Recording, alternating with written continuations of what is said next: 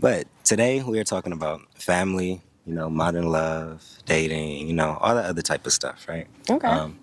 Where are you at with that? I haven't asked you that. Do you have a relationship? Are you talking to somebody complicated? Just to offer Um, it. I know, right? I was not expecting this subject today. I am not dating at all right now. My goal is really me focusing on myself and healing from my previous relationship. I'm Your not really exes. ready to, I would say, 100% give my time, my attention to another person right now. I would rather build bonds, build friendships, get to know each other, cultivate, network, things of that nature. But before romanticizing things, I've always been that way though. Like, it takes me a long time to get into relationships, and when I'm in them for a long time. So I realized that sometimes I need to give myself a long time to be single too. Because if I'm going to be in a 5-year relationship and then I be single for a year, maybe that wasn't enough time. You know what I mean? Or, you know, I don't know. So I want to give myself a break right now, basically, I from get love. that. I get that. I get that. I think that's where a lot of people are at, truthfully speaking.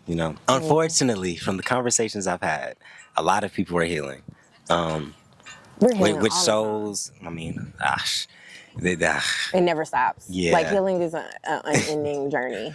How about your family? Because that's something we're touching on too. Because I know you moved out here from St. I Louis. miss my family so much. Like, I don't even want to talk about it too much because it'll make me cry. But I really, really miss my family a lot. I think this is the first time where I left and moved out of town and I felt like, oh, I really need my family. Usually, I'm like a loner. Like, I've left since high school. So I haven't been home since high school. So it's like, I've been traveling. I've been going to different places. I've been living far away from my family, but this is the first time I actually felt like, wow, I actually need the love of my family right now. I actually need a hug. I actually need those conversations. I grew up a loner, so I grew up by myself, basically, Right, I did surrounded by a too. bunch of people, but by myself all the time. So I was actually talking to my mom recently about that. I was like, this is probably the hardest one for me. Like, this is the hardest journey, to be separated from my family. Usually I felt like burdened by them because, sometimes family is a lot. And that was the reason kind of why I branched out and did my own thing in life, because I was like, I want to be different. I want to be the one that can break these generational curses within our family and, cultivate something different with us. So I miss them though. More on the story. I miss my family. I love my family, and I'm very, very, very, very family oriented. That's fire. So it's crazy because when it comes to family too, I actually want to tie it into the love aspect. They actually shaped a lot of our dating experiences. I agree. Like, if we saw our parents getting cheated on, we was either going to end up being the victim or the suspect in the situation, because that was what was taught to us. Or lack of communication, or just beating your child. It's just like certain things. Like, I've always been the type of person too. I was like, if you got beat a lot as a child, as to like get disciplined, you probably gonna grow up with some anger issues, because you've attached discipline to being physical. I like that introspection because I feel like you're either going to have a lot of anger issues, like you said, and or you're going to be really silent. Oh, yes. I'm one of those silents. And growing up around a lot of yelling and screaming and understanding that really you can't talk or express your emotions in a way that you might feel comfortable doing, it wasn't a safe space. So it made me silent more than anything. It made me stay in my body rather than using my anger and just destroying everything and being mad and ruthless. Well, what you just touched on is like, it's a little bit different, because like, I'm pretty sure we all got like beat, belts and stuff like that. But some people really got like physically abused. But then there's the emotional abuse, which happened, which I agree, because I got beat, of course, but I wasn't getting just like hammered into, you know what I'm saying? Like, I wasn't getting abused. It's levels. A lot of that abuse was the emotional things that was going on, like the yelling in the house, the everybody's overstimulated, everybody got some type of anxiety, walking on eggshells, like Literally. we don't know what to say, what to do. Like, that is a totally different like level of trauma. Like, I mean, it's so, I feel like it's a tricky subject because when somebody's beating you, it's like very clear what the problem is. But when you're growing up in a certain environment and that's what you view as love, and you don't have no other like example of it could be some other way, you may not even acknowledge that that's not how that is supposed to be. That's Like, true. I've been in environments or like with people where we get next to each other and they start talking about something, they start talking about an issue or conflict, and I respond and my voice is very low, I'm very calm, and they're like, oh my God, I didn't even realize I was yelling, Yep. sorry, Yeah. But if I wasn't if I wasn't calm and I started yelling back, that could have, that could have fused. Escalated. Just like Escalated present, it. little Yep. things. I like that. That's crazy. That That's is. crazy. How has your family influenced your dating scene? Like Um, your traits and your habits and stuff like that. I would say something I noticed about myself would be, I don't know. I feel like I was born different. Like I was born with a different amount of love. So my forgiveness level and my understanding level of things are totally different than other people. So I would say it made me more attached to things. It made me more codependent to love, especially if I found a safe love. At least if it appeared to be safe, and it was giving me everything I felt like I was missing as a child. I would attach myself to that love and think that love is supposed to last forever or endure certain things just to keep that love in my life. And I feel like that would be my area of my inner child that needs healing still, and I acknowledge now. I saw this post on Twitter and it was talking about a lot of people have daddy issues. Is that something that you agree with? I think a lot of people have daddy and mommy issues. Our sister issues, brother issues. Look, we all are interconnected. So how you was raised determines how you are right now. And if you haven't worked on yourself, if you haven't acknowledged those things, then you're going to have issues regardless. But I don't think it's more or less of a thing because it just depends on who raised you, who brought you up in life. If your dad was a good dad or if your mom was a good mom or if it was just completely a toxic environment.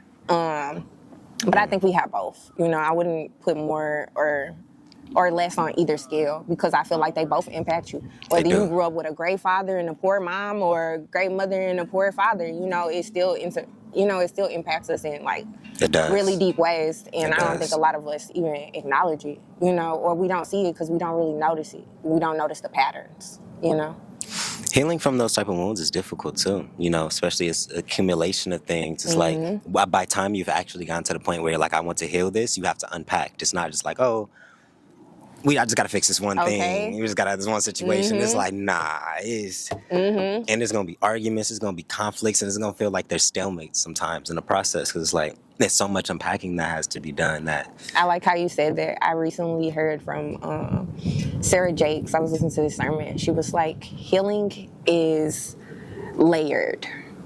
And I was like, wow, that makes so much sense because you're just pulling back layers and layers and layers of yourself like you just described, So it's like, it's not just that one part that you healing. You still got to unpack some more, and some more and some more and keep going because it started at birth.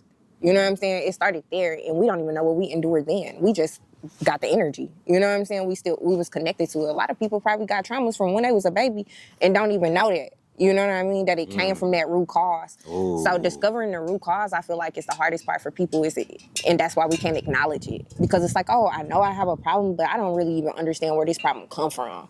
You know what I'm saying? So at the end of the day, I'm going to keep blaming people.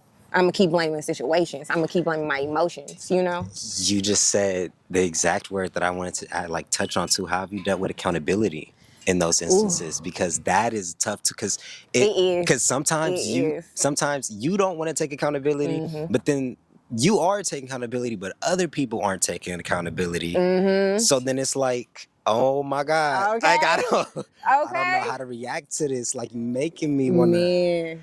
It's hard. It's hard. Accountability, as far as myself first, I would say I deal with accountability pretty good. Like, I don't mind confronting anything within myself. But I'm at that point right now in life where I can say I'm there. You know, I would say before then, it was probably some stuff I would avoid. You know, I was probably doing some stuff I wasn't supposed to do, and I did not have the balls to take accountability for some of the things that I've done in my past. But I feel like those situations taught me, and I grew through them. I didn't stay the same. So that's why I'm able to say, like, I don't mind. If you tell me, hey, Lachey, you over-talk me all the time, I'm going to be like, girl, yes, I know. I'm raised that way. My whole family like that.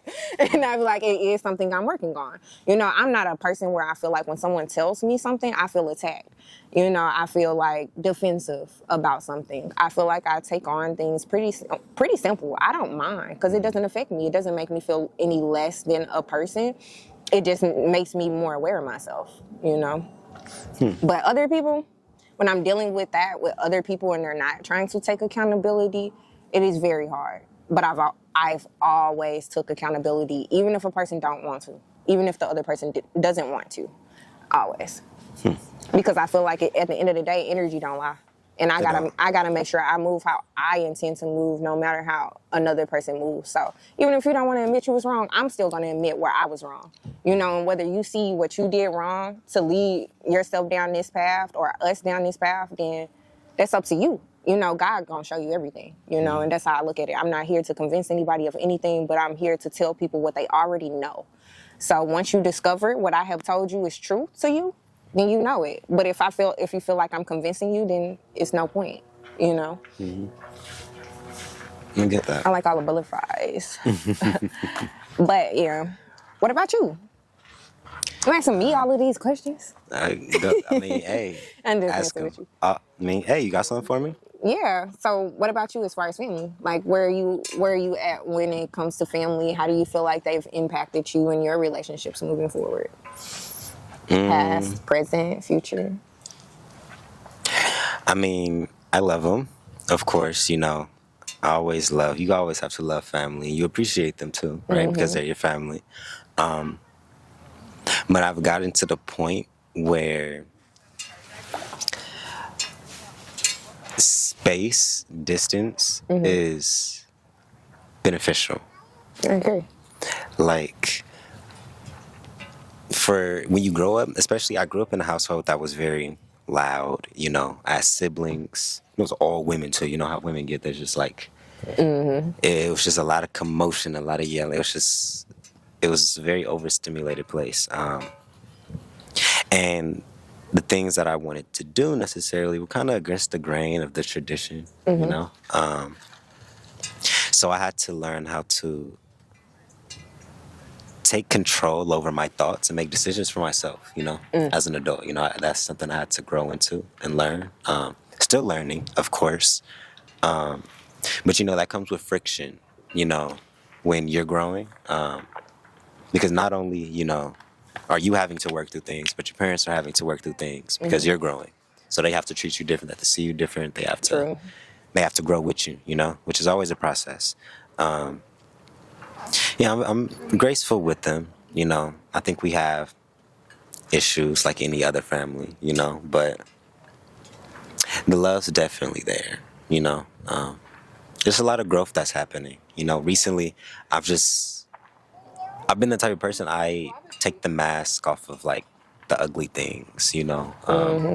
Like If something's a mirror? wrong, yes, exactly, a mirror. If something's wrong, we probably gonna have to address that, or some accountability is gonna have to happen, you know. I like that. As So a you child, expect accountability from people, I basically, do. when you grew up and even now. I do. And the way that it's affected my relationships, I don't over-explain myself a lot. Because I grew up in a household where I had to over-explain. So if I feel like I don't have to, in instances now, I probably won't. That's funny. I'm the opposite because I felt like I was misunderstood.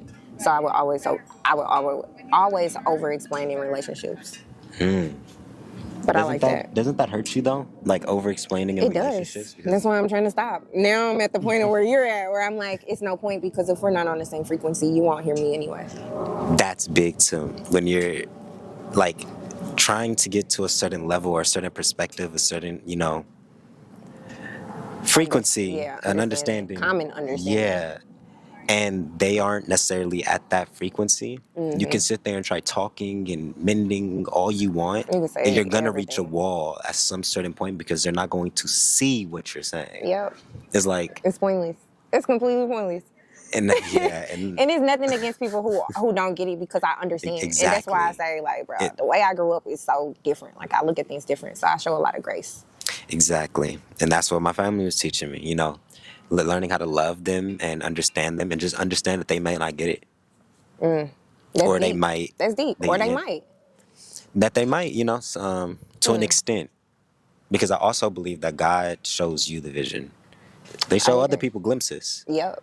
But along that path, they may get the glimpse that they got may become blurry, but yours still may be very clear. True. That's true. I like how you put that, because So- it's like people can't see what you can see. You know? Exactly. So it's just discipline, but I think that's just my masculine mind kicking in, learning how to center it more in myself, and do what needs to get done. Okay. I like that. Any other ways do you feel like you're then- like just how you grew up has impacted who you are as a man, just in general? Even outside of relationships, but as a man in general. As a man in general, how I grew up, of course, I feel like, well, I'm not going to say how I grew up. I grew up playing video games and like editing and shit like that. So the things that I'm doing right now is kind of exact same. You feel me? Yeah. Wasn't very much of a difference. I started a business and everything around it. So what I was doing was being myself. But the influences, like the family members, environment, that did scope me a lot because, my mother was into banking, business banker, all that other type of good stuff. So that's where the entrepreneurial mindset came in, where I'm like, let me do this a certain way. Let me try applying myself to hustle, you feel me? But my dad's side of the family, none of them, I don't think they were really fond of jobs. They were hustlers, you feel me? Okay. So Hey, I understand. it was like, okay, I can balance that, two different. And I grew up in Los Angeles. I feel like that should say enough, I got two sides of the equation, the good side and the bad side. Not saying which one was the good or the bad, but you get exactly what I'm saying. Okay. You turned out pretty good. Look. Right. Sorry, matters. So, I mean, that's what I'm saying. I don't have a lot of complaints, I'm just growing. But I do know it affected my relationships because I haven't seen a healthy relationship. Besides my grandparents, but my grandmother died when I was still in middle school. So I haven't had a very clear example of what that looks like. So I know I make very poor decisions sometimes. What do you mean by poor decisions? Rushing, Dive deep. rushing to things too quickly, and gave my body away sometimes. I probably shouldn't have. That's deep as Let's a man see. for you to say that. I haven't heard most men say that. Yeah. I like that. I had a girl call me easy, and that fucked me up. Ooh. I was like, what did you just say to me? That's that LA life. And you know what's crazy? I was What? celibate for years. And the moment I did it, I got called easy. I was like, oh, I'm done. Wow. That's what I was like, That was a sign. exactly my point. So, yeah, like I can admit, I make mistakes, Yeah. My emotions, I'm very emotional too. I'm working on my communication, but I have a very low tolerance. I don't like arguing.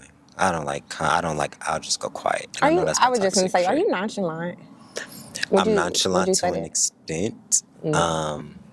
I'll tell you what's up. I'll get emotional, but the moment it's just like I feel like I'm running into a wall or you're becoming combative or anything like that with anybody, affirm male, female, male, woman, doesn't matter.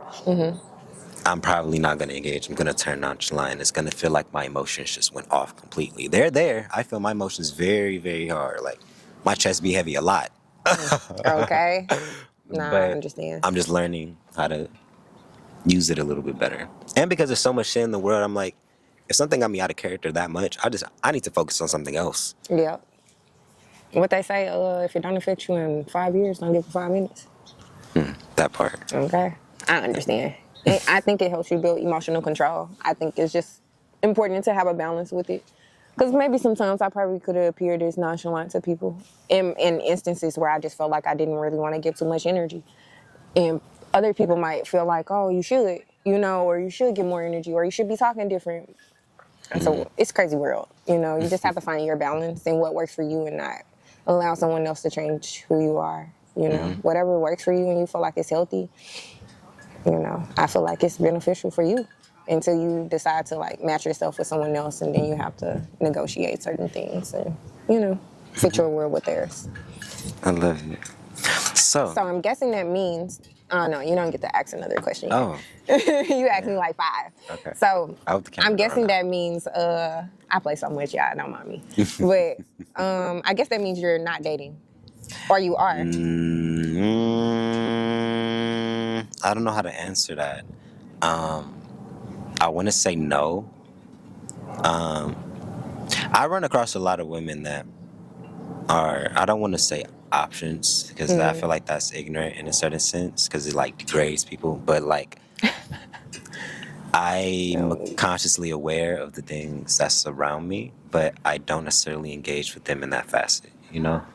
Facts. I get what you're saying. So like, you're not entertaining it? I'm not entertaining it. And, you know, I think that's also part of, you know, what I was saying earlier, like balancing my masculine energy, you know. You can be surrounded by women and not want to, or not do, not, you get what I'm saying? Not feed into it, allow it to stroke your ego? My type point. Thing. Yeah. Yeah, I mean, I'm open to it. That's 110%. I'm not doing this healing for no reason. Okay, literally. The journey isn't for nothing, Right. but, you know, you want to make sure you're in the right space and it's the right person, you know. Discernment, LA which is has hard. a lot of, this is the place. Remember I said LA is like, your discernment better be on point, man. Because there's so many options, so many good looking things. There's so many shiny objects here. There's Temptation too many. been on 10,000. No, for real. Like, I've never been in certain experiences until I moved to California. I was like, I know I am not that damn cute for y'all to be, like, for real. And I'm like, God has really been working on my temptation for a reason, though. And I know it, because it's like, oh, I see what's going on. You preparing me. That part. You really preparing me. And I love it. It's a good experience. It's crazy to experience, because things you experience in people, and you're like, bro, like... Maybe too much. Nuts. And I get my emotions involved so easily. I'm very easily bruised. That's why I be nonchalant and shit and like I'm that. such a lover. You do see my point. I'm a very big lover. God. So it's like, after so many times of being hurt like that, walls is up. It's like, you're going to get the nonchalant version. But I love the fuck out of you, but I just don't know if I can show you yet. Once I know I can show you, oh, buddy. You might get a little inch here and there, because it's like, it might be in your personality too, you know, because if you're a kind person, you're a kind person. And a lot of people might take that and be like, oh, you like me a lot, you know, and all the time you just being kind. But I wouldn't be surprised if the camera cut off when we start talking about this, but have you seen the Cardi B situation and all that? No. Nah, then we're not even going to talk about it. We're going to keep the gossip.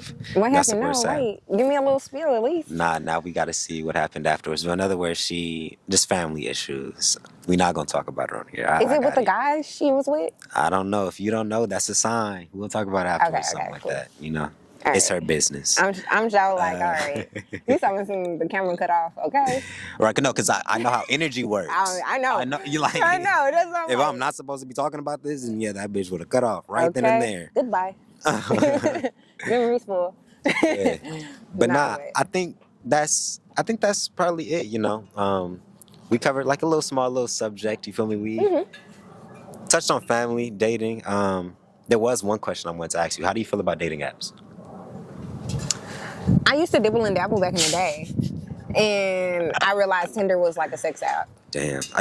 I mean, it really is. It's just an app for people to get on and go find somebody to fuck. I mean, and once I realized that, I was like, oh, okay, well, dating apps aren't really much. And I don't really go into the Christian mingle and all the... black people meet. Yeah, like, we're promoting right now at this point. Y'all don't mess with them. Sponsor us. That's crazy. We probably would get a sponsor from a dating app because we're talking about dating things, too. Oh, that's true. I'm sorry. She just went straight to because we're black. Ain't that some shit? I'm sorry. Oh my God. I mean, that's their selling point. We black. Yeah, true. If we was any other ethnicity talking about this and we was promoting blackpeoplemeats.com. Yeah, true. I'm sorry, y'all. The truth. Surface level. But no. Is there anything else you want to touch on or add? I mean, it could be about anything. You know, we can just open the floor up. Is the camera still on? Yeah, I'm not really a dating app person, but I like to meet people in person. I would say in person is my way of meeting people. If I meet you over the internet, I'm already probably a little, it gives me a little insight, but it doesn't give you enough because a lot of people don't really look how they present themselves on the internet. I guess we can talk about that. I think that's something we should talk about. Like how we present ourselves on social media and whether it's like real and non-real. I felt like when you were talking about Cardi B, you were going to go into her relationship. Nobody? Yeah, I was. I feel like that. You know how people present themselves on But she's social presenting media? herself really real and vulnerable because she's a celebrity. She has no choice but to, in a certain extent, because her business is going to get out there. But That I know is true. for a majority of people, social media isn't always real. Especially as a content creator, I can admit it's not always, well, I'm not going to say it's always real. Not always real because what you're seeing is real, but you're also not seeing the other things. That's true. Everybody goes through adversities. Everybody's having some type of problem. Did you put your most- relationship on social media? I did. How do you feel about that? I did one time. It's crazy that the sun is coming out. It's probably a sign. But I did one time. And I probably should have kept doing it realistically. I would, but I would do it intentfully. Like, yeah, we're going to be on social media, but we're going to do it probably on YouTube or podcast. We're going to monetize it. We're not just going to be posting pictures, putting our gossip on the internet, because I feel like that's That's something true. different. If we're going to it from a business perspective, or like we want to create something together, like that we can both do together and enjoy and free our time, literally like cultivate a space, let's do it. That's usually what I do when I get in relationships too. I think that's my nature. I'm like a subtle teacher. I always teach You them like something. to work together? They always leave with some type of, whether it's a knowledge, skill set, something. They Hey. get something. It's a benefit. That means you served your purpose. You know, not My a lot of point. people are meant to stay around all the time. Maybe that was just your season. Okay, I like that answer. Social media wise, I mean, I'm into social media posting. I don't mind. I wouldn't put too much of my business out there, but I like the idea of cultivating your talents and putting them together and like putting it out there because I watch a lot of couples that's on TikTok and I love their content. Like I be like, yeah, I like this. Like if I find a person, like yeah, we gonna do stuff like that because it's My so point. cool and they do so many different things and it's better with two brains than one. My point. And people gravitate to it more, you know. And I've always been the type of person. I monetize my lifestyle. I started posting the coffee content and stuff like that because I always get coffee. Like I like to make life easy, and that's something that I do. So I don't mind posting them. But it did make me feel some type of way when I was posting her, and then we broke up, and then I had to delete it, and now everybody knows man. that's the only problem. Yeah. Is if you're going to do that, you have to be at least prepared for the breakup or something like that, I or didn't think about that. or before. not, or just something like that. Because if you guys do break up, then now all of a sudden everybody's in your business, and you don't have a subtle breakup no more because like now everybody knows. I feel like you gotta have some thick So now skin. you have to heal in public, which I've had to do a lot recently. Well, not even recently, when I first started and up to, recently, I had to heal in public, which was actually very uncomfortable, but it taught me a lot and it built my skin up.